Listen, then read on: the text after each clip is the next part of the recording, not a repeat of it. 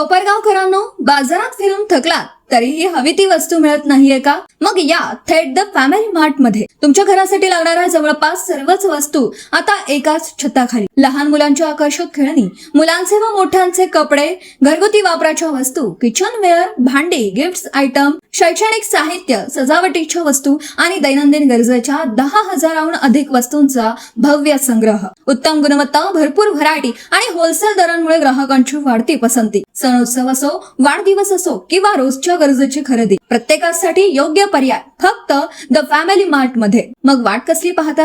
आजच भेट द्या the family mart, Yeola road, Sheetal hotel शेजारी, कोपरगाव. द फॅमिली मार्ट, संपूर्ण कुटुंबाच्या आनंदी खरेदीचे विश्वासू ठिकाण. कोपरगाव शहराला पाणी पुरवठा करणाऱ्या धरणातील पाणी पातळी खालवल्याने शहरात येणाऱ्या पाण्याच्या गुणवत्तेवर परिणाम झाला आहे. या पार्श्वभूमीवर नगराध्यक्ष पराग संधान, नगरसेवक अनिल आव्हाड व संदीप देवकर यांनी नगर परिषदेच्या अधिकारी कर्मचाऱ्यांसह फिल्ट्रेशन प्लांट व साठवण तलावाची पाहणी करून परिस्थितीचा आढावा घेतला आहे. पाहणी दरम्यान धरणातून येणाऱ्या पाण्याची गुणवत्ता खालवल्याचे निदर्शनास आले. प्रशासनाकडून पाणी शुद्धीकरणाची प्रक्रिया नियमितपणे केली जात असली तरी मूळ स्रोतामधूनच कमी दर्जाचे पाणी येत असल्याचे, फिल्ट्रेशन नंतरही काही प्रमाणाच्या पाण्याच्या गुणवत्तेवर परिणाम होऊ शकतो, अशी माहिती यावेळी देण्यात आली. नगराध्यक्ष पराग संधान यांनी नागरिकांना आवाहन करताना सांगितले की नवीन पाणी रोटेशन मिळेपर्यंत नागरिकांनी पिण्याचे पाणी उकळून, गाळून व स्वच्छ भांड्यात साचून वापरावे. विशेषतः लहान मुले, ज्येष्ठ नागरिक आणि आजारी व्यक्तींनी अधिक काळजी घ्यावी. नगर परिषद नागरिकांच्या आरोग्याची काळजी घेत असून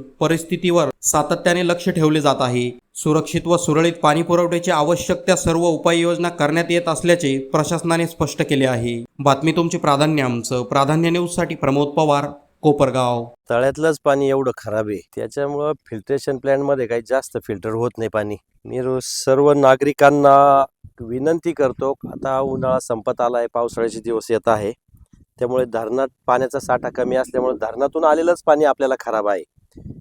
म्हणून जे पाणी खराब आहे ते फिल्टर करताना अडचणी येत आहेत. आणि फिल्ट्रेशन प्लॅन्टला पण काही लिमिट्स आहेत का पाणी किती फिल्टर करायचं, कारण जास्त फिल्टर करताना जर केमिकलचा वापर केला तर पोटदुखी किंवा इतर आजार होऊ शकतात. म्हणून क्लोरिनेशन असेल, याची सगळ्याची एका लिमिटच्या पुढे आपल्याला वापर करता येत नाही, पण तरी आपण जास्तीत जास्त पाणी फिल्टर करण्याचा प्रयत्न करत आहोत आणि नागरिकांना त्याचा त्रास नको व्हायला. परंतु मी आपल्या सगळ्यांना आज आव्हान करतो का इथून पुढं नवीन पाण्याचं रोटेशन येईपर्यंत प्रत्येकाने नळाला आलेलं पाणी उकळून, गाळून, फिल्टर करून पिलं पाहिजे का, जेणेकरून पोटाचे आजार व इतर कोणतेही आजार होणार नाही.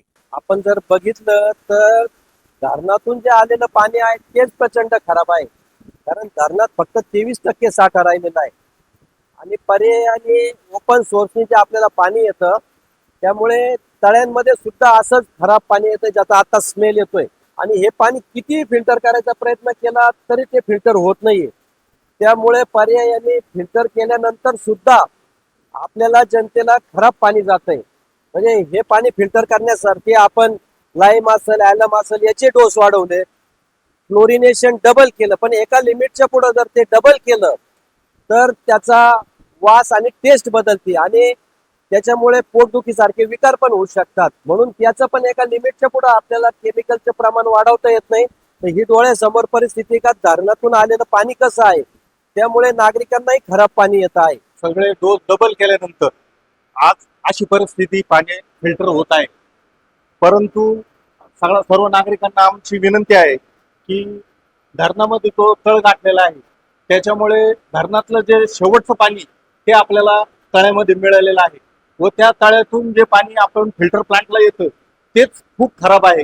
त्याच्यात जर जास्त प्रमाणात आपण डोजिंग वाढवली, फिल्टर वाढवलं तर त्याच्या नागरिकांना त्रास होऊ शकतो. येत्या काही दिवसात जो फिल्टर प्लांट आहे त्याची पूर्णपणे दुरुस्तीचं काम हाती घेतलं आहे. माननीय नगराध्यक्ष साहेबांनी सूचना दिलेल्या आहेत की सर्व फिल्टर प्लांटमधली सँड जी गोधरा येथून वाळू मागवण्यात येते ती पूर्णपणे बदलण्यात येणार आहे.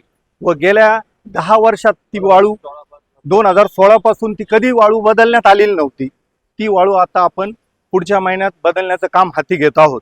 त्यानंतर कोपरगाव शहरातील सर्व नागरिकांना चांगल्या दर्जाचं व शुद्ध पाणी देण्यास आम्ही कटिबद्ध आहोत.